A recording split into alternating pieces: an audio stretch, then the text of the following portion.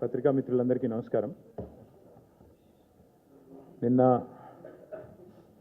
ముఖ్యమంత్రి గారు వారికి అదేవిధంగా రాష్ట్ర ప్రభుత్వాన్ని ఉద్దేశించి ముఖ్యంగా కేబినెట్ సమావేశం కూడా జరగబోతున్న నేపథ్యంలో రాష్ట్రంలో రైతులు ఎన్ని అవస్థల్లో ఉన్నారు, వ్యవసాయదారులు ఎన్ని కష్టాల్లో ఉన్నారో వారికి వివరించి చెప్పేదానికి క్షేత్రస్థాయిలో మేము తిరిగి చూసి ఎక్కడికక్కడ రైతులు పడుతున్న ఇబ్బందులు వారి దృష్టికి, ప్రభుత్వ దృష్టికి తీసుకొని రావాలని, ధాన్యం కొనుగోళ్లు ఎక్కడా కూడా జరగకుండా అస్తవ్యస్తమైపోయిన పరిస్థితిని వారికి చెప్పాలని చెప్పి చాలా వివరంగా వారికి ఒక బహిరంగ లేఖ మా పార్టీ తరఫున నేను రాయడం జరిగింది.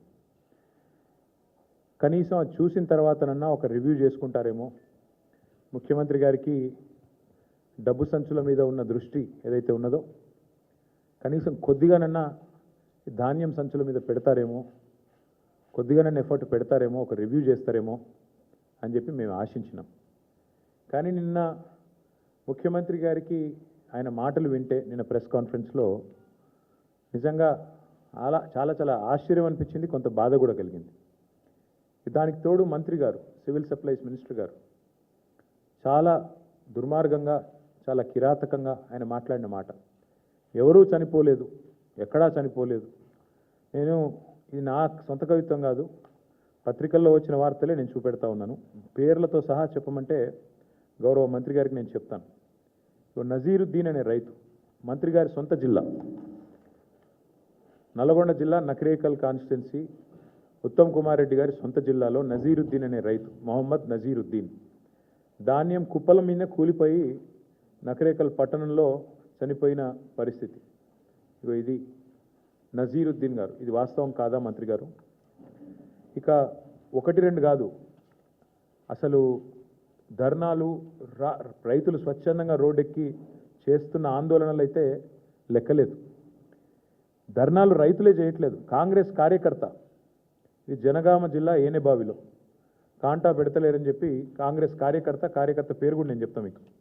ఆయన పేరు పొన్నాల తిరుమలేష్. 200 బస్తాలు వండించిండు, కాంటా పెడతలేరు, జోక్తలేరు, ఇదేం దరిద్రం అని చెప్పి కాంగ్రెస్ కార్యకర్త తిరుమలేష్ గారు అర్ధనగ్నంగా నిరసన చెప్తున్న ఫోటో ఇది. అట్లాగే ఎక్కడో కాదు, నిన్నటికి నిన్న కొడంగల్ నియోజకవర్గం దౌలతాబాద్, ఆ ఊరి పేరు ఏదో ఉంది, నేను మర్చిపోయాను. మొత్తం రైతులందరూ గోక ఫసలాబాద్ అనే గ్రామంలో మా పార్టీ వాళ్ళు ఎవరు లేరు, అక్కడ మొత్తం రైతులందరూ రోడ్డు ఎక్కి ధాన్యం కొంటలేరని ముఖ్యమంత్రి సొంత నియోజకవర్గమైన కొడంగల్ దౌలతాబాద్ మండలం ఆ గ్రామంలో వారు చేసిన నిరసన ముఖ్యమంత్రి గారికి మరి రిపోర్ట్ ఇస్తున్నారో లేదో, ఆయన బుకాయించదలుచుకున్నాడో ఆయన ఇష్టం.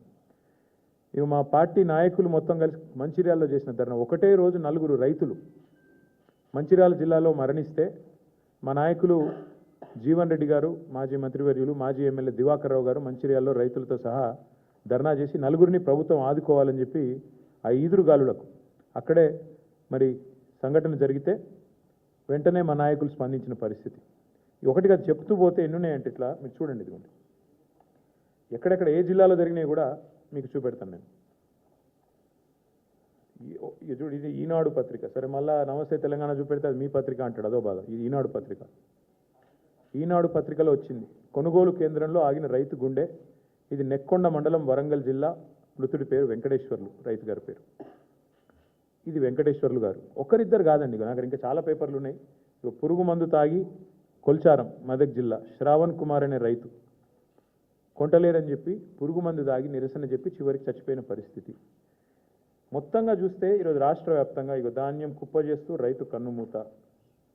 1-2 కాదండి, ఇట్లా ఇప్పటికి కేవలం కొనుగోలు కేంద్రాల్లో చనిపోయిన రైతులు దాదాపు 10 మంది పైనే ఉన్నారు.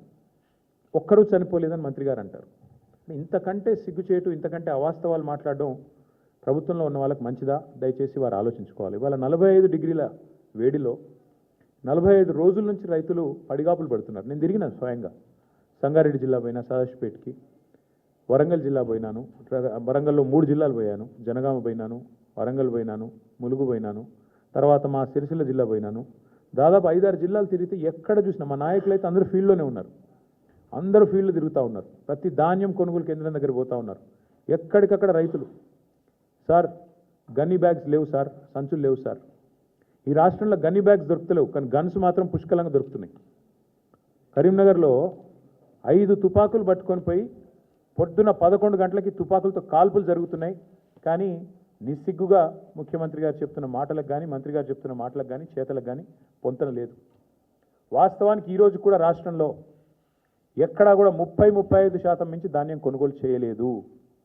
ఇక మీకు పేరు చెప్తే బాగుండదు, కానీ ఒక మాజీ మంత్రి ఎమ్మెల్యే కాంగ్రెస్ మొన్న మా నాయకుడికి ఫోన్ చేసి, ఒక నాయకుడు మా ఎమ్మెల్యే గారికి ఫోన్ చేసి, అరే ఏం పెట్టినరా మీరు, ఇది పని లేని పని, ఈ గవర్నమెంట్ కొనుడు ఏందా నాకు అర్థం కాదు, ధాన్యం మీరు లేని పని పెట్టిండు మా కేసీఆర్ గారు, మాకు ఇప్పుడు ఆ ప్రెజర్ అవుతుంది అని చెప్పి మా నాయకుడికి ఇంకో కాంగ్రెస్ నాయకుడు ఫోన్ చేసి నిష్ఠూరం ఆడుతూ ఉన్నాడు.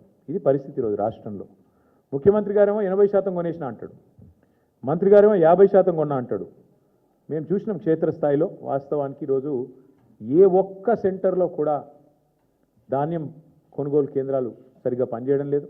గన్నీ బ్యాగ్స్ ఇస్తలేరు, రైతులే కొనుక్కోవాలి. 28 రూపాయలు, 25 రూపాయలు, 30 రూపాయలు పెట్టి సుతిలు వాళ్ళే కొనుక్కోవాలి. మంచినీళ్ళ సౌలత్ కూడా లేదు. ఇంకా మీదికెళ్ళి వెయిటింగ్ ఛార్జీలు కూడా రైతులే కట్టుకోవాలి. ట్రాక్టర్ లోడ్ చేసుకొని వస్తుండ్రు పాపం. వచ్చినాక ఆడ బయట సెంటర్ బయట నేను నర్సంపేట నా కళ్ళతో నేనే చూసిన, మొత్తం మార్కెట్ యార్డ్ అంతా నిండిపోయి ఉన్నది. మరి ఎట్లా ఇది పరిస్థితి అంటే, వచ్చి వారం రోజులైంది సార్, వెయిటింగ్ ఛార్జీలు కడుతున్నాం, రోజుకు 2000 రూపాయలు కడుతున్నాం, రోజుకు 3000 రూపాయలు కడుతున్నాం, లారీ అయితే ట్రాక్టర్ అయితే 2000 కడుతున్నాం. రైతులు తమ నోటెంబడి వాళ్ళు చెప్పిన మాట. ఈ సంక్షోభాన్ని గుర్తించకుండా, ఈ సంక్షోభం గురించి కనీస అవగాహన లేకుండా అబద్ధాలు చెప్పి అధికారంలోకి వచ్చిన రేవంత్ రెడ్డి ఇలా నోటికి వచ్చిన మాటలు మాట్లాడుతూ ఉన్నాడు. పెద్దలు చెప్పారు, ఎద్దేడ్చిన వ్యవసము రైతేడ్చిన రాజ్యం బాగుండదు అని. 10 ఏళ్ళు దేశానికి అన్నపూర్ణగా వెలసిల్లిన తెలంగాణ ఇవాళ తల్లడిల్లుతున్నది. రైతు ఇవాళ కన్నీరు పెడతా ఉన్నాడు. ఇది వాస్తవం ముఖ్యమంత్రి గారు. మేమేదో మిమ్మల్ని విమర్శించడానికి ఇంకోదానికో చెప్పట్లేదు. ఇవాళ రాష్ట్రంలో ప్రణాళిక లేకుండా పోయింది. యూరియా దొరకదు, రైతు బంధు వేయరు, మీరు రుణమాఫీ మొత్తం చేయరు, ఆఖరికి పంట కష్టపడి పండిస్తే మీరు ఇచ్చే అరకొర కరెంటుతోని పంట కొనుగోలు చేయరు. మీ పాలసీ స్పష్టంగా కనబడతా ఉన్నది. ఏంది మీ పాలసీ? మేము కొంటే ధాన్యం 2400 ఇవ్వాలి, వరే మొక్కజొన్న అయితే 3600 ఇవ్వాలి. అట్లా కాకుండా రైతును 4 రోజులు అక్కడే ఏడిపిస్తే పోయి అక్కడ ప్రైవేట్లో అమ్ముకుంటాడు, ఎవరో సేటుకో ఎవరో రైస్ మిల్ ఆయనకు అమ్ముకుంటాడు 1700 1800. సచినోడి పెళ్లికి వచ్చిందే కట్నం అన్నట్టు ప్రభుత్వం ఎట్లా కొంటలేదు కదా, ఆయన వర్షం కింద పడితే నాశనం అయిపోతుంది పంట, మొలకెత్తితే మళ్ళీ వీళ్ళు కొనరు అని చెప్పి ఇవాళ ఆ పరిస్థితుల్లో రైతు ఉన్నాడు. ఇవాళ ముఖ్యమంత్రి గారు ఇంకా కూడా బుకాయింపులతో, బెదిరింపులతో, హుంకరింపులతో, అబద్ధాలతో నెట్టుకొస్తా అనుకుంటా ఉన్నాడు. మేము ప్రభుత్వంలో ఉన్నప్పుడు ఇదే ముఖ్యమంత్రి గారు తరుగు గురించి బాగా మాట్లాడిండు. ఇంత తీస్తారు, అట్లెట్లా తీస్తారు, ఇట్లెట్లా తీస్తారు. ఇవాళ వాస్తవానికి 6 నుంచి 8 కిలోల తరుగు తీస్తూ ఉన్నారు. ఇది వాస్తవం. ముఖ్యమంత్రి గారిని కాంగ్రెస్ పార్టీ నాయకులని ఒకటే అడుగుతున్నా, ప్లేస్ మీరు డిసైడ్ చేయండి, ఏ ఊరు మీరు డిసైడ్ చేయండి, మేము వస్తాం, మా నాయకులందరం వస్తాం, ఏ సెంటర్ కన్నా పోదాం రాష్ట్రంలో. మీరు కొడంగల్ నియోజకవర్గంలోని ఏ సెంటర్ అయినా మేము రెడీ. ఎక్కడన్నా కూడా మీరు చెప్పినట్టు 80% కొనుగోలు జరిగినాయని మీరు రుజువు చేస్తే ఏ శిక్షకైనా మేము సిద్ధం ముఖ్యమంత్రి గారని నేను విజ్ఞప్తి చేస్తాను. దయచేసి భేషజానికి పోకండి. అనవసరంగా ఏదో డైలాగులతో, పెద్ద పెద్ద మాటలతో. ఇంకా ఎలక్షన్లు చాలా దూరం ఉన్నాయి, ఇంకా 2.5 ఏళ్ళు ఉంది. ఇప్పటి నుంచే ఎందుకు ప్రతిదానికి రాజకీయం? దయచేసి భేషజానికి పోకుండా, అహంభావానికి పోకుండా, మేము చెప్తున్నాం కదా వీళ్ళెవరు చెప్పడానికని అనవసరపు దీనికి పోకుండా, బ్రోకర్ల పాలవుతున్న ధాన్యాన్ని మధ్య దళారులు ఏదైతే ఇవాళ గవర్నమెంట్ కొంటలేదు కాబట్టి దళారులకు అమ్ముకునే దుస్థితి ఏదైతే రైతులకు వచ్చిందో దీని నుంచి నివారించండి. మా శ్రీనివాస్ గౌడ్ గారు గుర్తు చేస్తూ ఉన్నారు, బోనస్ ఎగ్గొట్టిండు అని. బోనస్ కాదు, ఈ ప్రభుత్వమే పెద్ద బోగస్. ఈ ప్రభుత్వమే పెద్ద బోగసు. వాళ్ళ రైతు డిక్లరేషన్ అంత పెద్ద బోగస్ ఇంకోటి లేనేలేదు. 34 హామీలు ఇచ్చారు రైతు డిక్లరేషన్లో. ఒక్కటన్నా అమలైందా ఈ రాష్ట్రంలో? 4 ఏళ్ల కిందట రాహుల్ గాంధీ గారు వచ్చి వరంగల్లో మీటింగ్ పెడితే అదే రోజు మళ్ళీ మేము మొన్న పెట్టాం రైతు సంగ్రామ సదస్సు అని వరంగల్లో పెట్టినాం. ఆ రోజు అడిగాను నేను, ఎంతసేపు ముఖ్యమంత్రిని తిట్టిండి. నేను ముఖ్యమంత్రిని తిట్టలే, రైతు బంధు వేయకుండా ఉండేందుకు మేము ఏమైనా దివానగాళ్ళమా అన్నాడు ముఖ్యమంత్రి. నేను అదే గుర్తు చేసిన. ఇప్పుడు ఏని దివానగాడు కూడా నేను అడిగిన. నేను ముఖ్యమంత్రి గారు నేనేం తిట్టలే. కేవలం ఆనాడు మేమేమైనా దివానగాళ్ళమా, మాకేమైనా దిమాక్ లేదా అన్నాడు. నేను గదే చెప్పిన. మరి దివానగాళ్ళు ఎవరు, దిమాక్ లేని వాళ్ళు ఎవరు అని అడిగిన. దానికి అసలు విషయం చెప్పకుండా రైతు బంధు ఇప్పుడు 4వ సారి సక్సెస్ఫుల్గా ఎగ్గొట్టారు ఈ ప్రభుత్వం వచ్చాక. అట్లాగే 15,000 ఇస్తామని డైలాగులు కొట్టారు. ఆ ఇచ్చిన ఒక్కసారి 12,000 ఇచ్చినారు. ఇక చెప్తూ పోతే చాలా ఉన్నాయి. విత్తనాలు దొరకవు, యూరియా దొరకదు, షాపులో లేదు కాబట్టి దాచిపెట్టేందుకు యాప్లో అని చెప్పి యాప్ డ్రామాలు, ఇవన్నీ రైతులు చూస్తున్నారు. ముఖ్యమంత్రి గారు మీ హుంకరింపులు, మీ అబద్ధాలు. ఇవాళ లారీలు లేవు, ట్రాన్స్పోర్ట్ చేసేటోడు లేడు, బస్తాలు దించేటోడు లేడు, హమాలి దిక్కులేడు, మీ ప్రభుత్వానికి ప్రణాళిక లేదు. పోనీ కేంద్ర ప్రభుత్వం ఏమన్నా వాళ్ళేమన్నా మంచి చేస్తున్నారంటే మన ప్రధానమంత్రి గారు వచ్చి మన రాష్ట్రానికి వచ్చి హైదరాబాద్లో మీటింగ్ పెట్టి సాగు కబురు చల్లగా చెప్పిపోయిండు. రైతులు యూరియా వాడుడు తక్కువ చేయాలి, బంగారం కొనుడు తక్కువ చేయాలి. మరి ఆ పెద్ద మనిషి వచ్చి శుద్ధులు చెప్పిండు. దాన్ని బట్టి అర్థమయ్యేది ఏంటంటే నాకు వచ్చే సీజన్లో కూడా తప్పదు. కాంగ్రెస్ అనే ఈ దరిద్రం ఈ రాష్ట్రంలో ఉన్నంత కాలం రైతులకు ఇక్కట్టు తప్పవు, మళ్ళీ యూరియా దొరకదు. ఆయన కేంద్ర ప్రభుత్వానికి నాయకత్వం వహించే పెద్ద ఆయన మోడీ గారు చెప్తున్నారు. రాష్ట్రంలో ఉన్న మంత్రులకు, ముఖ్యమంత్రి గారికి డబ్బు సంచుల మీద ఉన్న దృష్టి ధాన్యం సంచుల మీద లేదు, యూరియా సంచుల మీద లేదు. కాబట్టి మరి ముందస్తు ప్రణాళికలు లేవు, ప్లానింగ్ లేదు, ముఖ్యమంత్రికి అసలు సోయలేదు. గన్నీ బ్యాగులు దొరకవు కానీ గన్లు మాత్రం బాగా దొరుకుతున్నాయి. ఇది మీకు తెలుసు, నేను చెప్పక్కర్లేదు దానికి మించి. చివరికి టార్పాలిన్ కవర్లు కూడా ఆఖరికి, ఇప్పుడు వర్షం వచ్చేసింది, దగ్గరకు వచ్చిన టైం, టార్పాలిన్ కవర్లు కూడా ఇచ్చే దిక్కు లేదు ఇవాళ ఆ కేంద్రాలలో. మళ్ళీ రైతులే తెచ్చుకోవాలి, రైతులే కాపాడుకోవాలి. ఆరుగాలం కష్టపడి పండించిన పంటను కాపాడుకోకపోతే ఇవాళ ఈ ప్రభుత్వం అయితే ఏమీ చేయదు అనేది స్పష్టంగా అందరికీ అర్థమైపోయింది. ఇక నేను అనేదల్లా ఒకటే, మీరు భూముల మీద పెట్టే శ్రద్ధ, భూ దోపిడీ మీద పెట్టే శ్రద్ధ, భూహారతి ఏదైతే తెచ్చారో ఆ భూహారతి ద్వారా స్వాహా చేస్తున్న కార్యక్రమం వేం నరేందర్ రెడ్డి గారు నిన్నగాక మొన్న మా సోదరుడు మన్నే కృషాంక్ బయటపెట్టినాడు. ఎట్లా కే సముద్రం మండలంలో అసైన్డ్ పట్టాలను రాయించుకున్నాడు, భూహారతి ద్వారా ఎట్లా స్వాహా చేసినాడు మా సోదరుడు బయటపెట్టాడు. నిన్న శంషాబాద్లో ఎంఆర్ఓ గారి కార్యాలయం మీద ఏసీబీ రైడ్ అయితే అక్కడ కూడా జరిగిన భూదోపిడి. ముఖ్యమంత్రి గారి అనుచరుడు 90 ఎకరాల సీలింగ్ భూమిని ఎంఆర్ఓ స్థాయిలో, కలెక్టర్ స్థాయిలోనే ఉత్తర్వులు ఇచ్చేసి, ఉత్తర్వులు కూడా ఉన్నాయి, కావాలంటే మీకు ఇస్తాను. దోపిడీ ఎట్లా చేశారు? 1,000 కోట్ల విలువైన భూమిని నిన్ననే ఏసీబీ రైడ్లో దొరికినారు. వీటి మీద ముఖ్యమంత్రి గారి దగ్గర సమాధానం ఉండదు. వాటి మీద ఉన్న శ్రద్ధ, వాటి మీద ఉన్న ఆసక్తి, భూ కొనుగోళ్లు, భూ దందాల మీద ఉన్న శ్రద్ధ భూమిని నమ్ముకున్న రైతు మీద నీకు లేదు. ఇది వాస్తవం. ఉంటే పరిస్థితి ఇట్లా ఉండదు. అందుకే నేననేది ఉత్తమ్ కుమార్ రెడ్డి గారిని, రేవంత్ రెడ్డి గారిని ఇద్దరు కలిసి తప్పుదోవ పట్టించాలని చూస్తున్నారు. వాస్తవానికి కొనుగోళ్లు ఈ రోజు వరకు రాష్ట్రంలో ఎక్కడా కూడా 30-35% దాటలేదు. చివరికి రైతులు విసిగి వేసారిపోయి ప్రైవేట్లు అమ్ముకోవాలన్నదే మీ కుట్ర, మీ ఉద్దేశం అదే స్పష్టంగా మాకు కనబడుతున్నది. మొత్తం కలిపి 1,51,00,000 మెట్రిక్ టన్నులు పండింది ఈరోజు రాష్ట్రంలో. మీరు కొన్నదెంత అండి ఇప్పటివరకు? లెక్కలు బయట పెట్టండి. ఎందుకు అబద్ధాలు చెప్తారు తెల్లారు లేస్తే? మేము తిరిగి చూస్తూ ఉన్నాం, మేమేం ఊరికే చెప్పట్లేదు. మేము మళ్ళీ డిమాండ్ చేస్తూ ఉన్నా, రేపు క్యాబినెట్ మీటింగ్ ఉన్నది, ముఖ్యమంత్రి గారిని నేను డిమాండ్ చేస్తూ ఉన్నా. ఈ 10 మంది రైతులే కాదు, ప్రభుత్వం వచ్చినాక 1000 మంది రైతులు చనిపోయారు ఇప్పటివరకు. ఆ 1000 మంది రైతులకు కూడా మీ ప్రభుత్వమే వాటిని ప్రభుత్వ హత్యలుగానే గుర్తించి తప్పకుండా వారందరికీ కూడా 25 లక్షల రూపాయల చొప్పున చెల్లించాలని చెప్పి కూడా ఎక్స్గ్రేషియా మేము డిమాండ్ చేస్తూ ఉన్నాం.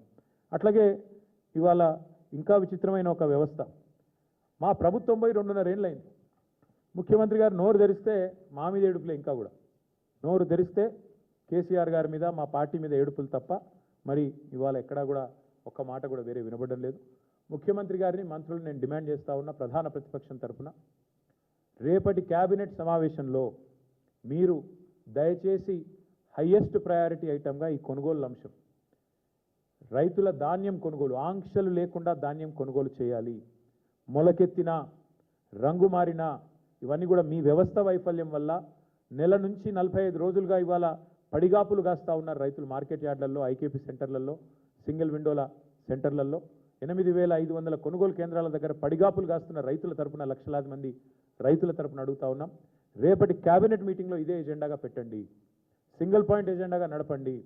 ఎన్ని కొనుగోలు చేసినారు, ఎన్ని చేస్తున్నారు, అవసరమైతే ఒక శ్వేతపత్రం అధికారికంగా, ఏదో కాకి లెక్కలు కాదు, శ్వేతపత్రం విడుదల చేయండి. ఏ సెంటర్లు ఎంత కొన్నాం, ఎంతమందికి పైసలు వేసినాం, మొక్కలు ఎంత కొన్నారు, వడ్లు ఎన్ని కొన్నారు, జొన్నలు ఎన్ని కొన్నారు, శనగలు ఎన్ని కొన్నారు, మొత్తం ఏ పంట ఎంత కొన్నది ప్రభుత్వం, ఒక శ్వేతపత్రం విడుదల చేయాలని చెప్పి మేము డిమాండ్ చేస్తూ ఉన్నాం. మీరు కనుక ఒకవేళ స్పందించకపోతే డెఫినెట్గా మా పార్టీ ఇప్పటిదాకా కూడా చాలా ఓపికగా ఉన్నాం. మా నాయకుడు కేసీఆర్ గారు సంయమనం పాటించండి, మరి తొందరపడొద్దు, ప్రభుత్వానికి టైం ఇవ్వాలి అంటే మేము నిజంగానే సంయమనంగా ఉన్నాం. కానీ మన రైతుల తరపున కింద మీ వైఖరి ఇట్లాగే కొనసాగితే తప్పకుండా ఒక కార్యాచరణ కూడా ప్రకటించి మరి క్షేత్రస్థాయిలో ప్రభుత్వాన్ని ఎక్కడికక్కడ ముప్పు తిప్పలు పెడతామని చెప్పి కూడా రైతుల తరపున మరి హెచ్చరిస్తూ రేపు క్యాబినెట్ మీటింగ్లో ఖచ్చితంగా ఒకటే ఎజెండా ఉండాలి. ఆ ఎజెండా ఖచ్చితంగా రైతులే కావాలని చెప్పి మళ్ళొక్కసారి డిమాండ్ చేస్తూ రైతు కేంద్రంగానే రేపు క్యాబినెట్ జరగాలి. శ్వేతపత్రం విడుదల చేయండి. ఇప్పటిదాకా ఎంత కొన్నారు, ఇంకెంత ఉంది, ఎంత డబ్బులు కట్టారు, ఎంత పేమెంట్ చేసినారు, రైతు బంధు ఎంత విడుదలైంది ఇప్పటిదాకా, అన్ని విషయాలు రేపు ప్రభుత్వం విడుదల చేయాలి. లేకపోతే తప్పకుండా వారిని నిలదీస్తూనే ఉంటాం, ప్రశ్నిస్తూనే ఉంటామని చెప్పి కూడా తెలియజేస్తూ మీ అందరికి కూడా ధన్యవాదాలు.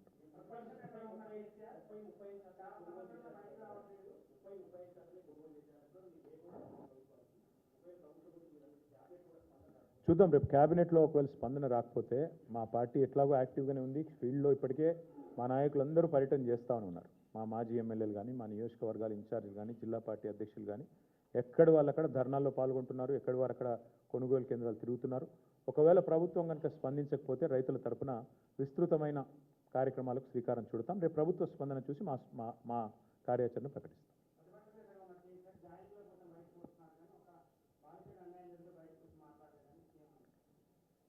ఇవాళ ప్రభుత్వంలో ఉన్నది కాంగ్రెస్ పార్టీ, కేంద్రంలో అధికారంలో ఉన్నది భారతీయ జనతా పార్టీ. ఈ అంశం మీద మీరు ఒక్కటి దయచేసి, మేము మీడియాను కూడా ఈ విషయంలో మీరు ఏమనుకున్నా సరే, మీరు కూడా కళ్ళు, చెవులు, ముక్కు అన్నీ మూసుకున్నారు 4 రోజులు. అసలు ఒక స్క్రోలింగ్ కూడా వేయలేదు మీడియా. సిగ్గుపడాలి తెలుగు మీడియా. జాతీయ మీడియాలో వచ్చేదాకా తెలుగు మీడియా కనీసం సోయి కూడా లేదు. ఇంత సీరియస్ వైఖరి మీద, ఇంత సీరియస్ విషయం మీద అసలు ముఖ్యమంత్రి, కేంద్ర మంత్రి తోడు దొంగల మాదిరిగా ఇద్దరు తోడు దొంగలే. ఒక మైనర్ బాలిక మీద అఘాయిత్యం జరిగితే ఈ రాష్ట్రంలో కంప్లైంట్ తీసుకోవడానికి పోలీసులు నిరాకరించారు. ఎవడండి ఈ రాష్ట్ర హోంమంత్రి? ముఖ్యమంత్రి గారు కాదా? ఆ అమ్మాయిని సతాయించి, తల్లిదండ్రులను సతాయించి 6 గంటలు పోలీస్ స్టేషన్లో కూర్చోబెట్టి వేధించి చివరికి కౌంటర్ కేసు పెట్టించారు. ఎవరు పెట్టించారండి ఈ రాష్ట్రంలో? వాస్తవం ఏంటి అసలు? ఆ మైనర్ బాలిక, ఆమె మీద జరిగిన అఘాయిత్యానికి సంబంధించి వాళ్ళ తల్లిదండ్రులకు చెప్పి బోరుమని ఏడిస్తే నిందితుని పట్టుకోవాల్సింది పోయి 9 రోజులు రాచమర్యాదలు చేసి కాపాడిన వెధవ ఎవడు? నేను అడుగుతా ఉన్నా ఈరోజు. ఎవరా వెధవ? ఇద్దరిలో తెలియదా ప్రజలకి? సిగ్గుపడాలా ముఖ్యమంత్రి? ఏమంటాడు మీ డీజీపీ? ఆయనకి ఏమైనా ఉందా తలకాయ అసలు? ప్రైమ్ మినిస్టర్ బందోబస్తులో బిజీగా ఉన్నాం అందుకే కేసు పెట్టలేదా? ప్రైమ్ మినిస్టర్ బందోబస్తు వచ్చినప్పుడు మొత్తం నేరస్తులందరికీ హాలిడే ఇస్తారా? 3 రోజులుగా సంపుకొనరా అని చెప్పి మొత్తం రేవంత్ రెడ్డి గారు చెంచల్ కూడా బ్యాచ్మేట్స్ అందరికీ చెల్లరేగమని చెప్తారా? ఏం చెప్తున్నావు నాకు అర్థం కాదు. సిగ్గుందా అసలు ప్రభుత్వానికి? మేము 10 రోజులు మౌనంగా ఉన్నాం. ఎక్కడ ఒక అమ్మాయి విషయం కదా, సెన్సిటివ్ విషయం కదా అని మౌనంగా ఉన్నాం. ఇవాళ ముఖ్యమంత్రి మాట్లాడిన మాటలతో నోరు విప్పక తప్పని పరిస్థితిలో నేను మాట్లాడుతూ ఉన్నా. అసలు మెదడు ఉందా ఆయనకి? లేదా వడదెబ్బకి ఏమైనా చిన్న మెదడు కూడా చితికిపోయిందా? ఏం మాట్లాడుతున్నాడు ఆయన? నాకు అర్థం కాదు. ఏదో మా బావమ్మరి దీంట్లో దొరికినాయి అంటాడు. పెట్టు కేసు, ఎవడొద్దన్నాడు ఆయన నిన్ను? ఏం దొరికినాయి? నీ ఎక్సైజ్ సూపరింటెండెంట్ చెప్పింది కదా, అందులో ఏం దొరకలే, ఏం లేదురా నాయన. నువ్వేమైనా ప్లాంట్ చేయబోయినట్టున్నావు, మీ వాళ్ళకి చెప్పేది ఆడ ఇరికీమని చెప్పినట్టున్నావు. అది ఇరికేయలేకపోయినా నేనేం చేస్తా దానికి? నేనేమంటున్నా అంటే ఇంత చిల్లర రాజకీయం మంచిది కాదు. 9 రోజులు ఒక పాక్సో నిందితుని దేశంలో ఎక్కడైనా వదిలిపెట్టినరా? ఎందుకు నీకు అంత అండర్స్టాండింగ్ ఏంది మీ ఇద్దరికి? నీకు ఎందుకు భయం? ఒక నిందితుడిగా చూడాలా? వారు ఎవరైతేందా ఎందుకు కాపాడినామని అడుగుతున్నా ముఖ్యమంత్రిని. చివరికి ఏం జరిగిందండి వాస్తవం? కేసు రిజిస్టర్ చేయడానికి భయం, మీడియాలో రాయడానికి భయం. ఎవరు చేస్తున్నాడు ఈ మేనేజ్మెంట్ అంతా?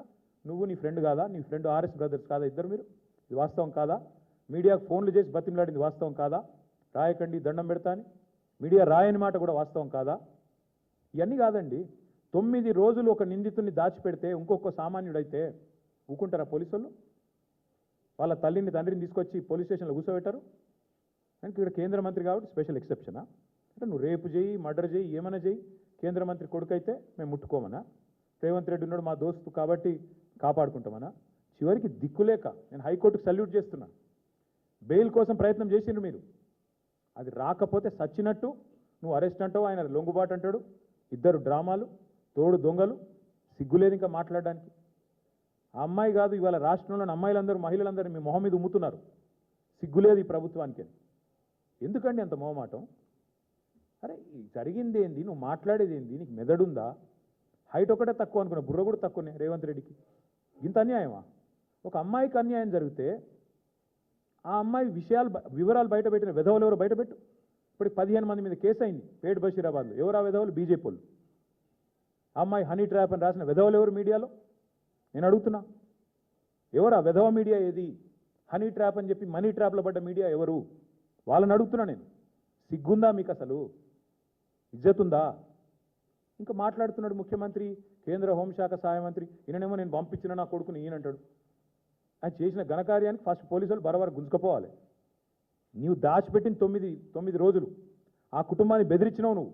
నిన్ను కేసులో పెట్టాలి, సిగ్గుంటే రాజీనామా చేయాలి. ఇంకా మీదికెళ్ళి ఏదో చాలా ఇద్దరు శుద్ధపూసల్లాగా, సత్యసంధుల్లాగా, సత్య హరిశ్చంద్రుడు కజిన్ బ్రదర్స్ లాగా ఏదో యాక్టింగ్లు, మళ్ళీ మీదికెళ్ళి దానికి ప్రమోషన్లు. ఏం మాట్లాడుతున్నారు అసలు? ఒక రాష్ట్ర ముఖ్యమంత్రి, మీరు హోంమంత్రి, ఏం మాట్లాడుతున్నావు నువ్వు అసలు? ఏం చేసేది ఉండే? చాలా సెన్సిటివ్గా హ్యాండిల్ చేసినావు. ఏంది సెన్సిటివ్గా హ్యాండిల్ చేసేది? ఎవడైతే పాక్సో నిందు లోపల వేయాలి. మిగతా వాళ్ళకి ఇదే ట్రీట్మెంట్ ఉందా? 25 ఏళ్ళ జైలు శిక్ష పడుతుంది మిగతా పాక్సో క్రిమినల్స్ అందరికీ. 31 ఏళ్ళ జైలు శిక్ష పడ్డది ఒక ఆయనకి. మరి ఇవాళ ఇక్కడ ఒక్క దగ్గరనే స్పెషల్ ట్రీట్మెంట్ ఎందుకు భయపడుతున్నావు? మోడీ చెప్పిండా చెవులేమన్నా? ఎందుకు భయపడుతున్నావు? ఇంకా సిగ్గు లేకుండా నిన్న పనికిమాలిన మాటలు, పనికిమాలిన ఉపన్యాసాలు. నేను ఒకటే అడుగుతా ఉన్నా రేవంత్ రెడ్డిని, 9 రోజులు ఆ నిందితును కాపాడిన విధవ ఎవడు? నువ్వా, కేంద్ర మంత్రి? చెప్పు. 9 రోజులు ఎక్కడ దాచిపెట్టారు? మీ పోలీసులు అంత పనికి మాలినలో అయిపోయినరా? రేవంత్ రెడ్డి రాగానే దొరుకుతలేరా మీకు? కరీంనగర్లో తుపాకులు పట్టుకొని పొద్దున పూట కాలిస్తే వాళ్ళని పట్టుకోవడానికి 15 రోజులు పడుతుంది నీకు. ఎంత దారుణం అండి! రాష్ట్రంలో శాంతి భద్రతలు ఈ స్థాయిలో ఉన్నాయి. నేను ఇంకొక మాట అడుగుతున్నా, బాధగా అడుగుతున్నా బ్రదర్. మొన్నటి ఎపిసోడ్ చూసిన తర్వాత ఈ రాష్ట్రంలో ఎవరన్నా షికాయత్ చేయడానికి ముందుకు వస్తారా బాలికలు? అంటే ఎవడైనా అవతలోడు పలుకుబడినోడైతే వాడిని పట్టుకోలేము, ప్రభుత్వాలు కలిసిపోతాయి. వల్ల నేను మా నాయకుడు ఆర్ఎస్ ప్రవీణ్ కుమార్ గారికి నేను హృదయపూర్వకంగా అభినందనలు చెప్తా ఉన్నాను. మా పార్టీ జనరల్ సెక్రటరీ, మాజీ ఐపీఎస్, అద్భుతంగా పోరాటం చేసిండు ఆయన. సెక్షన్లతో సహా ఏది ఎప్పుడు ఏంటి ఎట్లా పెట్టాలి, మీడియాను ఎప్పటికప్పుడు అప్రమత్తం చేస్తూ ప్రజలకు చెబుతూ మా పార్టీ తరఫున ఆ బాలికకు న్యాయం జరగాలని పోరాడింది మా ఆర్ఎస్ ప్రవీణ్ కుమార్ గారు. నేను ఆయనను కూడా పట్టుకొని మాట్లాడతాడు. ఆర్ఎస్ ప్రవీణ్ జడ్జా? ఆర్ఎస్ ప్రవీణ్ జడ్జి కాదు, కానీ భవిష్యత్తులో తప్పకుండా నీకు పాఠాలు చెప్పే రోజు వస్తుంది. అది కూడా చెప్తున్నా నేను. వస్తుంది, ఆ రోజు కూడా వస్తుంది, ఎక్కువ రోజులు ఏం లేదు. ఎందుకంటే నాకు ఆశ్చర్యంగా ఉంది వాళ్ళ రాష్ట్రంలో పరిస్థితి చూస్తుంటే. రేవంత్ రెడ్డి గారంటే కూర్చొని పోలీసు ఉన్నతాధికారులతో సమావేశం పెట్టి దొంగలను ఎట్లా పట్టుకోవాలో చెప్తున్నాడట. నిన్ను పట్టుకున్నది వాళ్ళే నాయన, మర్చిపోకు. దొంగలను ఎట్లా పట్టుకోవాలో పోలీసులకు బాగా తెలుసు. ఇలాంటి దొంగల దగ్గర నేర్చుకోవాల్సిన అవసరం లేదు.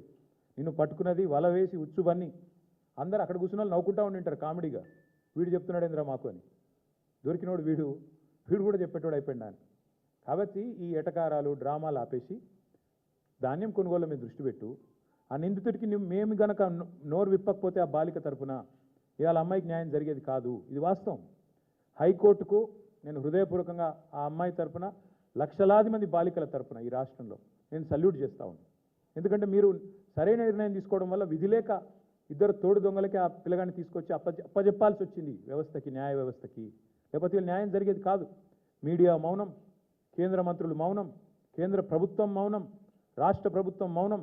ఇన్ని వ్యవస్థలు ఒకటైతే కూడా చివరికి న్యాయ వ్యవస్థ వల్ల ఇలా అమ్మాయికి న్యాయం జరిగింది ఫైనల్గా.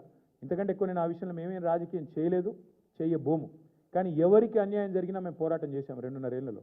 అది లగచర్లలో కావచ్చు, వెలుగుమట్లలో కావచ్చు, లేదా మా మహబూబ్ నగర్లో జరిగిన కూల్చివేతలు కావచ్చు, హైడ్రా విక్టిమ్స్ కావచ్చు, మూసీ బాధితులు కావచ్చు. మేమే కొట్లాడింది ఈ రాష్ట్రంలో. మళ్ళీ ఇప్పుడు రైతులకు అన్యాయం జరుగుతుంటే కూడా పోరాటం చేసేది మేమే, వారికి అండగా నిలబడేది మేమే. ఆ విధవలు ఎవరైతే బయట పెట్టారో, హనీ ట్రాప్ అని వేసిన విధవలు ఎవరైతే ఉన్నారో వాళ్ళని బయట పెట్టండి, వాళ్ళ మీద కేసులు పెట్టండి, లోపల నూకండి. అందులో బీఆర్ఎస్ఎల్ ఎవరన్నా ఉంటే ముఖ్యమంత్రి నేను సవాల్ చేస్తున్నా, బయట పెట్టు. నువ్వే కదా హోంమంత్రివి, చెప్పు, బయట పెట్టు.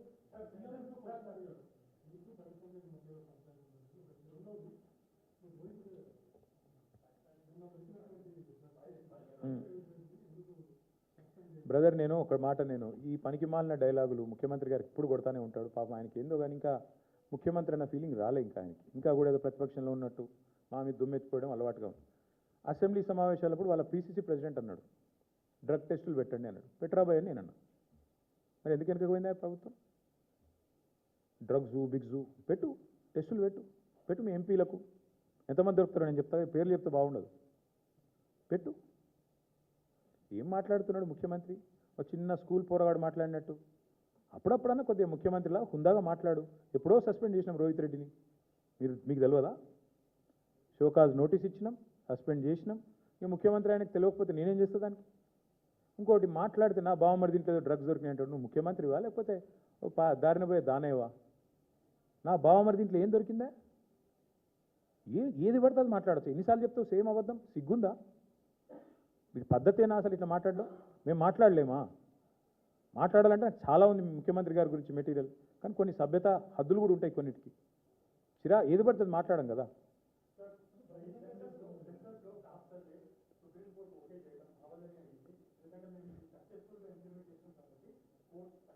ఒక్క సోదరుడు ఈ రాష్ట్రంలో కులగణన బాగా జరిగిందని ఏ ఒక్క మనిషినైనా చెప్పమనండి బ్రదర్. ఆఖరికి సర్వే చేసిన వాళ్ళు ఎవరైతే సర్వే చేసిన పిల్లలు వాళ్ళనన్నా చెప్పమనండి. ఎందుకంటే రేర్ మోడల్ అని చెప్పుకున్నాడు, ఏదో రేర్ మోడల్ అని చెప్పిండ్రు. తర్వాత ఏమైంది? 160 కోట్లు ఖర్చు పెట్టిండ్రు. చివరికి ఏం జరిగింది? 51% ఉన్న బీసీలను 46% తగ్గించారు. ఇదే రేర్ మోడల్. బీసీల గొంతు కోసి లేనోళ్ళని ఉన్నట్టు చూపెట్టి ఉన్నోళ్ళని లేనట్టు. నేను అందుకే అంటున్నాను, నీ మోడల్ అంత గొప్ప మోడల్ అయితే ఇవాళ ఎవడెందుకు ఆమోదిస్తలేడు రాష్ట్రంలో? నీ మోడల్ వల్లే కదా చివరికి నువ్వు చెప్పిన 42% రిజర్వేషన్ ఫెయిల్ అయింది, నువ్వు చెప్పిన సామాజిక న్యాయం విఫలమైంది. చివరికి పంచాయతీ ఎన్నికల్లో 24% ఉన్న రిజర్వేషన్ 17.5% తగ్గింది నీ మోడల్ వల్ల. కాబట్టి ఈ అటర్ ఫ్లాప్ మోడల్ కనుక దేశానికి ఆదర్శం అయితే ఇక మరి దేశాన్ని దేవుడే కాపాడాలి.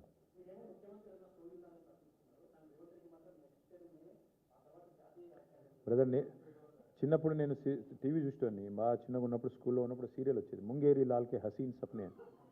అట్లా చాలామంది చాలా కలర్ కనొచ్చు బ్రదర్. ఇవన్నీ ఇంకోటి కూడా చెప్తున్నా, ఈ రాష్ట్రంలో రేవంత్ రెడ్డి ముఖం చూసి ఎవరు ఓటు వేయలేదు. ఆయన ముఖ్యమంత్రి కావాలని ఓటు వేయలే ఎవరు. అది అడ్డిమారి గుడ్డి దెబ్బ అంటారు చూడు. పేమెంట్ కోటాలో, మేనేజ్మెంట్ కోటాలో ఆయన తెచ్చుకున్న సీట్ అది. ఢిల్లీకి పైసలు కొట్టిండు రాహుల్ గాంధీకి, అందరూ తెలుసు. సీక్రెట్ ఏమైనా ఆయనే చెప్పిండు కదా, గాంధీ కుటుంబానికి కావాలంటే 1000 కోట్లు పంపిస్తా అని. ఆ కోటాలో పైసలు ఇచ్చి తెచ్చుకున్నాడు. ఇక దానికి ఆయన నేనేందో చాలా శక్తివంతుని అనుకుంటే మరి మహబూబ్ నగర్ పార్లమెంట్ ఎందుకు గెలిపిలేకపోయినావు? ఆయన నువ్వు ఎంపీగా ఉన్నప్పుడు చాలా గొప్పడవు కదా, ప్రజానాయకుడు కదా. ఎంపీగా ఉన్నప్పుడు నీ ఎంపీ పరిధిలో ఒక ఎమ్మెల్యే గెలిచిండా? ఎంపీగా ఉన్నప్పుడు మల్కాజ్గిరి ఒక కార్పొరేషన్లో ఒక మున్సిపాలిటీ గెలిచినావా? ఎంపీగా ఉన్నప్పుడు ఒక కార్పొరేటర్ గెలిపించినావా కనీసం? చాలా గొప్ప ప్రజానాయకుడు, 34 దాకుంటా 94 దాకుంటా ఉండు. నిన్ను ఎవరొద్దన్నారు? నీ పార్టీకి నువ్వు అడ్డగోలు పైసలు ఇస్తున్నావు. ఎక్కడ ఈ దేశంలో ఎలక్షన్ జరిగినా ఫండింగ్ తెలంగాణకి వెళ్ళిపోతుందని చెప్పి ఇవాళ మొత్తం దేశం అంతా కూడా తెలుసు. ఇక మీ బీజేపీ మిత్రులు నేను పట్టుకోరు, ఎందుకంటే వాళ్ళకు నీకు అట్లాంటి మంచి ఫెవికాల్ బంధం ఉంది. ఆర్ఎస్ బ్రదర్స్ మిగతా వాళ్ళంతా కలిసికట్టుగా నడుస్తున్నారు కాబట్టి మీకు ఆ బంధం ఉంది, మాకు అభ్యంతరం లేదు. అల్టిమేట్గా రేవంత్ రెడ్డి గారైనా ఇంకోరైనా కళలు ఎన్నైనా కనొచ్చు. కలాం గారు చెప్పారు కదా, కళలు కనండి, కథలు చెప్పకండి. కళలు కనండి ముఖ్యమంత్రి గారు, కథలు చెప్పకండి. ఎందుకంటే అది మంచిది కాదు. ఇన్ని కథలు చెప్పి అధికారంలోకి వచ్చినావు. పిట్ట కథలు, లొట్ట కథలు, ఎన్ని కథలు చెప్పిండు ఆయన. పెట్రోల్ డీజిల్ మీద కేసీఆర్ గారు 32 రూపాయలు తీసుకుంటాను లీటర్ అని చెప్పిండు. మరి నీకేం రోగం పుట్టింది? తగ్గి ఇప్పుడు వద్దన్నాను నేను. మేము వద్దంటున్నావా? తగ్గి. ఎన్ని కథలు చెప్పినావు ఇస్తుంటే నువ్వు? పిట్ట కథలు, లొట్ట కథలు. ఇక పిట్ట కథలు, లొట్ట కథలు టైం అయిపోయింది. నిజంగానే ముఖ్యమంత్రి గారు 2034 దాకా ఉంటా అనే ధైర్యం ఉంటే మరి రద్దు చేసి పోదాం అసెంబ్లీ. చలో రద్దు చేయి, ఎన్నికలకు పోదాం, ప్రజలు తీర్పిస్తారు. నీకు నిజంగా అంత కాన్ఫిడెన్స్ ఉంటే, ప్రజల్లో అద్భుతమైన పరిపాలన ఉందని రద్దు చేయకపోదాం. మేము రాజీనామా చేస్తాం, మీరు కూడా రాజీనామా చేయండి. బీజేపీ వాళ్ళు చేసినా చెప్పినా ఆటోమేటిక్గా డిజాల్వ్ అయిపోతుంది. ఒకవేళ సీఎం గారు రెడీగా ఉంటే మేమందరం మా పార్టీ వాళ్ళం 27 మంది రాజీనామా చేస్తాం. నువ్వు రెడీ అంటే నువ్వు రాజీనామా చెప్పి మీ వాళ్ళతో, మా పార్టీలోకి వెళ్ళి తీసుకుపోయిన దొంగలను కూడా రాజీనామా చెప్పి, 9 మంది ఉన్నారు కానీ నీతో చెప్పి లెట్ us గో, చూసుకుందాం. పోనీ అది కూడా అంత ధైర్యం ఎట్లాగో రేవంత్ రెడ్డికి లేదు నాకు తెలుసు. నేనేడన్నా అది తప్పించుకుంటాడు. పోనీ మా దాంట్లోకి వెళ్ళి తీసుకుపోయిన దొంగలన్నా రాజీనామా చెప్పి 9 మంది అదైనా చూద్దాంపా. ఇంత ప్రజానాయకుడివి కదా నువ్వు, చెయ్యి, వెల్కమ్. చెప్పేటోళ్ళు చెప్తారు, దానికి ఏముంది. ఎవరో ఫ్యూచర్ లేని నాయకుడు ఆయన ఏదో మాట్లాడతాడు. రేవంత్ రెడ్డి లాంటి ఫ్యూచర్ లేని నాయకుడు. ఫ్యూచర్ సిటీ ఏం సిటీ ఆయనకు అర్థం కాదు. ఫార్మా సిటీ అది. Land acquisition was conditional. Land acquisition యాక్ట్లోనే it was a conditional land acquisition.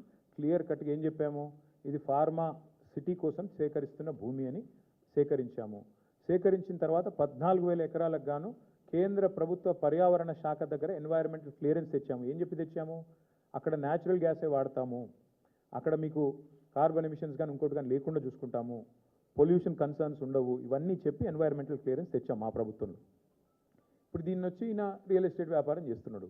Harish Rao గారు కరెక్ట్గా చెప్పారు. అది ఫార్మాసిటీ కోసం సేకరించిన భూమి, వేరే వాటికి వినియోగించడానికి వీల్లేదు. మీరు వెధవ పనులు చేసి ఇంకేదో చేస్తా అనుకుంటే కుదరదు అని చెప్పారు. తప్పే ఉంది అందులో, కరెక్ట్గా చెప్పారు.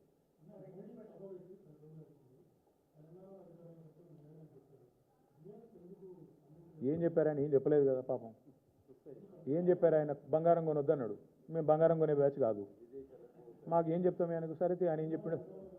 ఏదో పెట్రోల్ డీజిల్ తక్కువ వాడమన్నాడు. ఇక ఆయనేమో విదేశాలు తిరుగుతాడు, మనం తక్కువ వాడమన్నాడు, ప్రైవేట్ జెట్ వేసుకొని ఆయన తిరుగుతాడు. ఇక ఇంకేదో చెప్పిండు ఒక 3-4 ముచ్చట్లు. ఏమంటారు?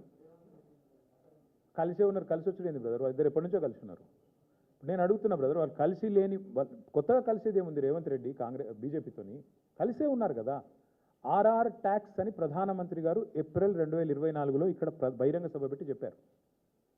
ఆర్ఆర్ ట్యాక్స్ వసూలు అవుతుంది అన్నారు. 2 ఏళ్ళు అయిపోయింది. ఇప్పుడు ఆ మనిషిని మళ్ళీ నాతో రా అంటున్నాడు.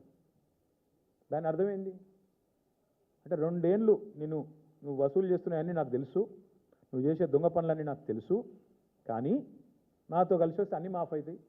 వాషింగ్ మెషిన్, వాషింగ్ పౌడరా ఇది అంటారు చూడు, వాషింగ్ పౌడర్ నిర్మాణం ఏదో వాషింగ్ మెషిన్, అట్లా నేను చూసుకుంటా బిడ్డ, నువ్వు రా అని అడిగాడు. కొత్తగా వచ్చేది ఏముంది? చూడరాదు, ఎన్ని ఎగ్జాంపుల్స్ ఉన్నాయి, 100 ఉన్నాయి. హైదరాబాద్ సెంట్రల్ యూనివర్సిటీలో 10,000 కోట్ల కుంభకోణం జరిగిందని నేను చెప్పడం కాదు, సుప్రీంకోర్టు అపాయింట్ చేసిన సెంట్రల్ ఎంపవర్డ్ కమిటీ చెప్పింది. ఎవరికి? నాకు చెప్పలా, కేంద్ర ప్రభుత్వానికి నివేదించింది. మీరు యాక్షన్ తీసుకోండి అని చెప్పింది. ఎందుకు తీసుకోవట్లేదు మోడీ గారు? ఎందుకు ఇంత దయ రేవంత్ రెడ్డి గారి మీద? కలిసి లేకపోతే ఇదంతా ఎందుకు జరుగుతుంది? పొంగులేటి శ్రీనివాసరెడ్డి గారి ఇంటి మీద ఈడీ రైడ్ అవుతుంది. 2 మెషిన్లు పోతాయి, నోట్లు కౌంట్ చేసే మెషిన్లు 2 పోతాయి. ఇప్పుడు అయిపోయి కూడా 18 నెలలు అయిపోయింది రైడ్ అయ్యి. ఈడీ నోరు విప్పదు, మంత్రి గారు నోరు విప్పరు, పలుకే బంగారం అయింది. దీని అర్థమైంది, దీని భావం ఏంది? ఇద్దరు కలిసి లేకపోతే అమిత్ షా గారు వచ్చి తెలంగాణ ఏటీఎంగా మారిపోయింది ఏఐసీసీకి అంటాడు, కానీ ఏం యాక్షన్ ఉండదు. దొంగలు పట్టుకోవాల్సిన హోంమంత్రి అలాగే ఇక్కడ చూస్తున్నారు కదా మీరు. ముఖ్యమంత్రి గారి బావమరిదికేమో కేంద్ర ప్రభుత్వ స్కీమ్లో కాంట్రాక్టులు వస్తాయి, కేంద్రంలో ఉండే బీజేపీ ఎంపీలకు రాష్ట్రంలో కాంట్రాక్టులు వస్తాయి. ఎన్నడూ చూడలేదు తెలంగాణలో, ఫస్ట్ టైం చూస్తున్నాం. దీని అర్థం ఏంది? ఎంత సుదృఢమైన బంధం ఇద్దరిది. కొత్తగా కలిసేది ఏముంది? ఇద్దరు కలిసే ఉన్నారు, తోడు దొంగలు పక్క, అందులో అనుమానం కూడా అక్కర్లేదు మీకు. అంతెందుకండి, ఇప్పుడు బండి సంజయ్ గారి కొడుకు ఎపిసోడు, దీన్ని బట్టి ఏమర్థమైంది రాష్ట్ర ప్రజలకి? ఇద్దరు తోడు దొంగలు, 2 పార్టీలు కలిసికట్టుగానే నడుపుతున్నాయి, కలిసికట్టుగానే వ్యవస్థల్ని శాసిస్తున్నారు. ఇది వాస్తవం. అవతల వాడు గొంతు లేనివాడు, వాళ్ళకి మేము అండగా నిలబడకపోతే ఇవాళ అమ్మాయికి అన్యాయమే జరిగేది. ఇది వాస్తవం. ఇటు మీడియా మాట్లాడదు, వాడు కేంద్ర ప్రభుత్వం మాట్లాడదు, రాష్ట్ర ప్రభుత్వం మాట్లాడదు. నేరస్తులను షీల్డ్ చేశారు, 9 రోజులు దాచిపెట్టారు. నేను అది పొద్దున వచ్చినప్పుడు వీడియో చూసిన. ఆ 9 రోజులు ఆ పిల్లగాడు ఎక్కడ దాక్కున్నాడట అంటే, ముఖ్యమంత్రి గారి బంధువులు ఎవరిదో హాస్పిటల్ ఉందట, మెడికవరో ఏదో, అలా దాచిపెట్టి 28 అంతస్తులు అని చెప్తున్నారు. ముఖ్యమంత్రి గారు సమీప బంధువులు, దగ్గర బంధువులు హాస్పిటల్లో దాచిపెట్టారంట. ఇది పరిస్థితి. నేను ఏదో వీడియో చూశాను, వాస్తవం ఏందో మీరు చెప్పాలి. మీడియా పరిశోధనాత్మక జర్నలిజం చేసేది మీరు కాబట్టి మీరు చెప్పాలి, మాకేం తెలుసు. భయ్యా, మా మీద ఎన్ని కేసులు పెట్టారు ఇప్పటికీ? అన్నీ ఎదుర్కొంటాం, మాకేం భయం. నేను ఒకటి చెప్తా ఉన్నా బ్రదర్, నేను పారిపోయేటోని కాదు, తండ్రి పేరు దాచుకునేటోని కాదు, కొడుకు పేరు నాకు సంబంధం లేదని చెప్పుకునేటోని అంతకంటే కాదు.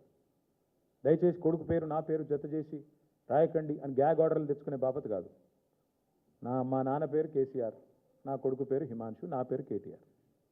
నాకు ఆ ధైర్యం ఉంది. ఏ కేసు పెట్టు ఏమన్నా పెట్టుకుని ఎదుర్కొంటా. అన్నీ ఉన్నాయి కాబట్టే, మేము అంత నిజాయితీగా ఉన్నాం కాబట్టే దేనికి భయపడమని చెప్తున్నాం.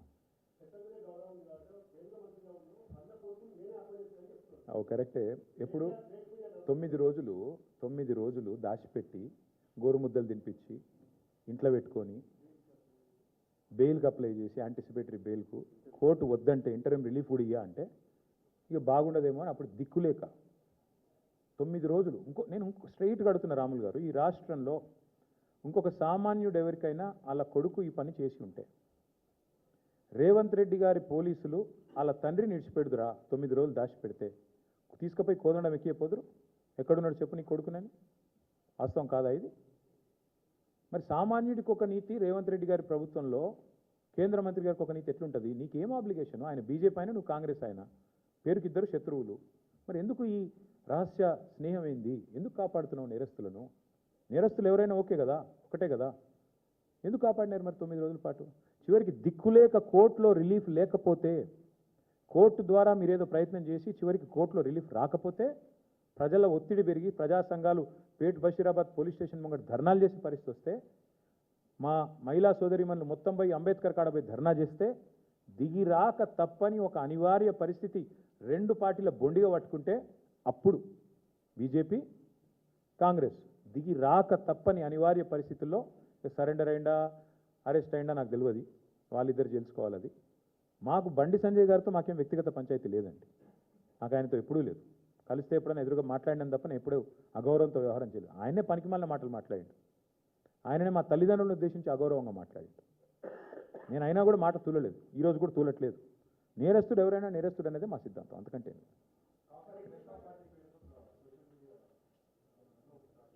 అంటే అందరూ అనుకుంటున్నారేమో కాంగ్రెస్ కంటే కాక్రోచ్ బెటర్ అనుకుంటారేమో, నాకేం తెలుసు. ప్రధాన ప్రతిపక్షం దేశంలో ఫెయిల్ అయింది కాబట్టి కాంగ్రెస్ కంటే కాక్రోచ్ బెటర్ అనుకుంటారు ఏందో మరి కావచ్చు. क्या बोलो फिर बाद में नहीं पूछेंगे ना आप? अरे अलग अलग कहाँ करोगे यार, बहुत लोग हैं वहाँ पे.